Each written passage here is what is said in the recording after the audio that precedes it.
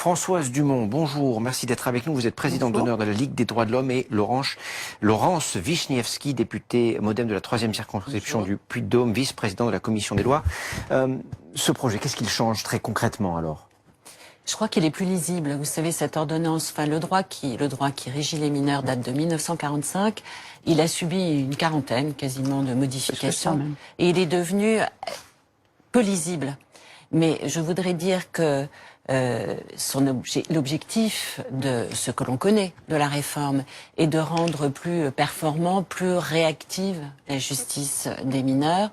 Ce n'est pas une révolution, et lorsque l'on évoquait les deux points principaux, notamment la présomption des responsabilités du mineur de 13 ans, je dirais que c'est largement la confirmation d'une pratique judiciaire, et on a trouvé un juste équilibre entre le cadre prévu par la loi, c'est une présomption des responsabilités pour les mineurs de 13 ans, mais le juge peut combattre cette présomption en apportant la preuve ce mineur avait un discernement avant 13 ans. Donc c'est l'équilibre entre la loi, le cadre et l'appréciation du juge au cas par cas. Plus lisible, dit Laurence Wiśniewski. Françoise Dumont, est-il plus juste, plus performant? Ce projet de loi va-t-il rendre cette justice des mineurs plus performante?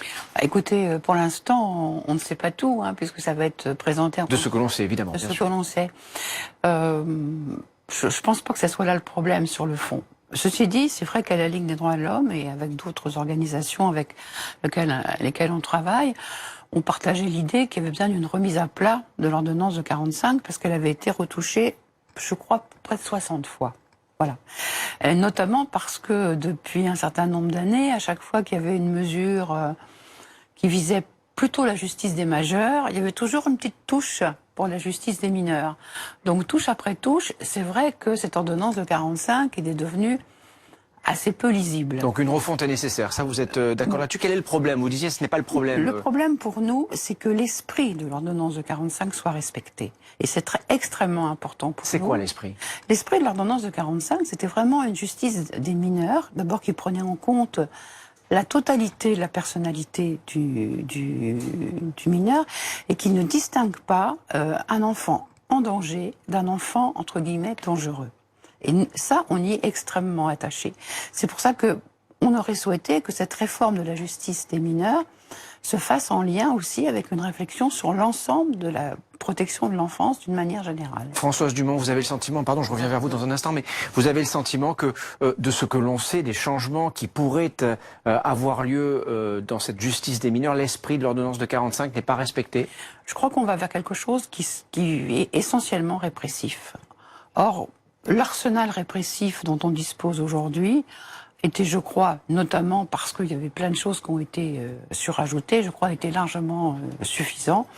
D'autant plus qu'il n'y a pas une augmentation spectaculaire de la délinquance des mineurs. Elle est globalement stable.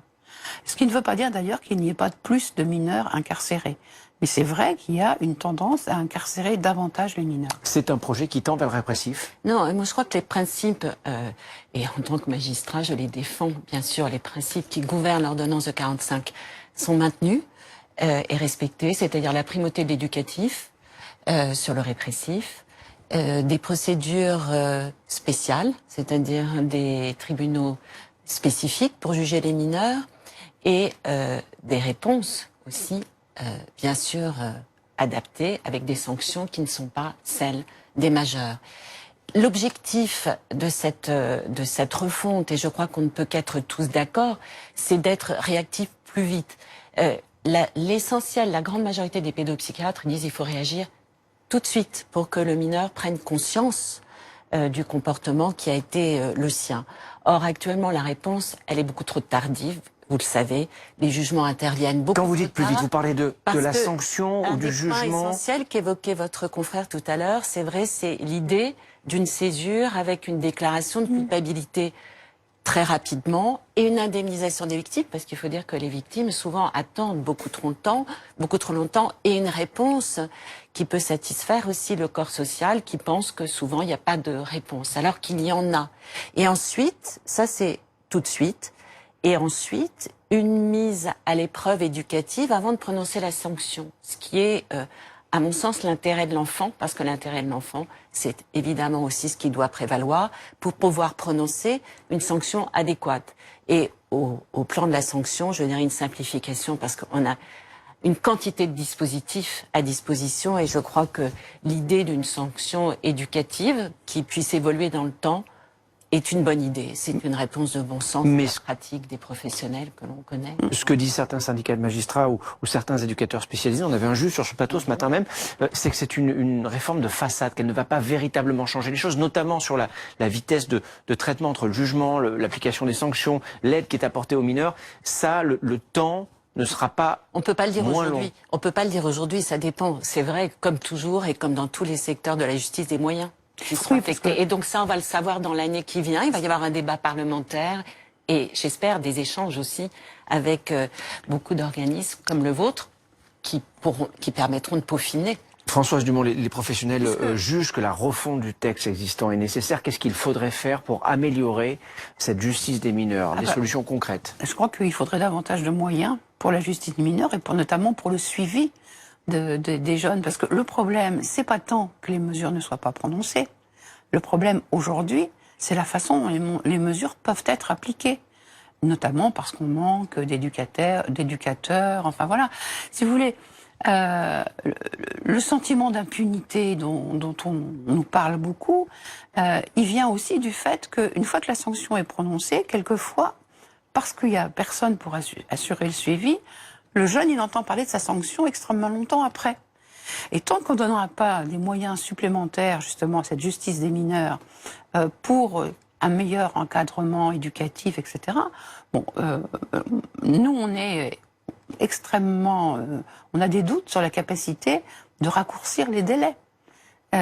S'il n'y a pas davantage de personnel, on ne pourra pas raccourcir les délais.